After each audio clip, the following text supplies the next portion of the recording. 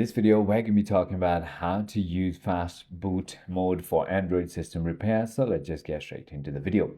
Well, fast boot mode is a powerful diagnostic tool for Android repairs, allowing users to flash firmware, unlock bootloaders, and fix boot loops by sending commands from a computer via USB, access it by holding down the power holding down the volume down plus power while turning on the phone, or using the reboot bootloader command.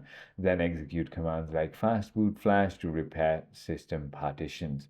But the best way to go ahead and do so, as I said, is going to be turning off the phone, then pressing and holding the volume button and the power simultaneously until the fastboot screen appears. I hope this video clarifies everything for you. If you have further more queries, feel free to comment down below, and I'll see you on the next one.